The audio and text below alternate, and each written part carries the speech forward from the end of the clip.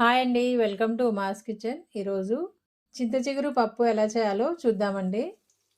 చింత చిగురు పప్పు చేసుకోవడానికి ముందు చింత చిగురుని వాష్ చేసుకోవాలి. చూడండి, ఇది చింత చిగురండి. ఇందులో ముదురు కాడలు ఉంటే తీసేయాలండి. లేకపోతే డైరెక్ట్‌గానే ఒకసారి కడుక్కొని పప్పులో వేసుకోవచ్చు. అయితే ఒకసారి ఫస్ట్ దీన్ని మనం కడుక్కోవాలండి. ఒక వెడల్పాటి ప్లేట్ తీసుకొని అందులో నీళ్లు పోసుకొని చింత చిగురు వేసుకొని కడుక్కోవాలండి.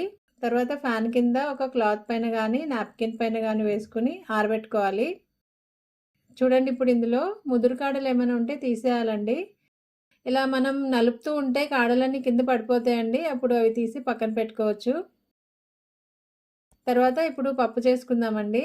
నేను ఒక గ్లాసు కందిపప్పు తీసుకున్నా అండి. ఫస్ట్ దీన్ని వేయించుకోవాలి. ఎప్పుడైనా మనం పప్పుని వేయించుకుని వండుకుంటే ఒక టేస్ట్ వస్తుందండి. వేయించుకోకుండా డైరెక్ట్‌గా వండుకుంటే ఒక టేస్ట్ వస్తుందండి. ఈరోజు పప్పుని వేయించి వండుతున్నా అండి. అయితే చూడండి, పప్పు వేగిపోయింది. దీన్ని 2-3 సార్లు శుభ్రంగా కడుక్కోవాలి.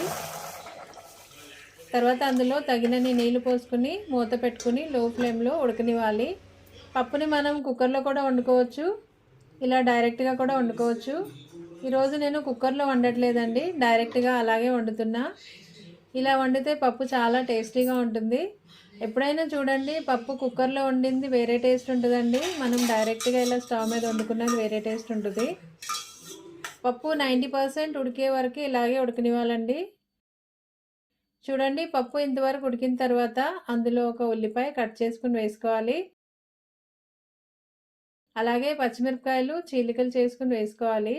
పచ్చిమిరపకాయలు ఎక్కువ వేసుకుంటే బాగుంటుందండి. చింత చిగురు పులుపుకి పచ్చిమిర్చి ఎక్కువ వేసుకుంటేనే బాగుంటుంది.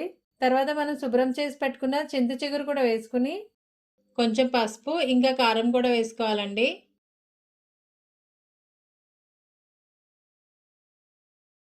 మొత్తం ఒకసారి కలుపుకొని ఇంకా కొంచెం వాటర్ పోసుకుని మూత పెట్టుకుని ఇలాగే ఉడకనివ్వాలండి లో ఫ్లేమ్లో. పప్పు మెత్తగా ఉడికేంత వరకు ఉడకనివ్వాలి.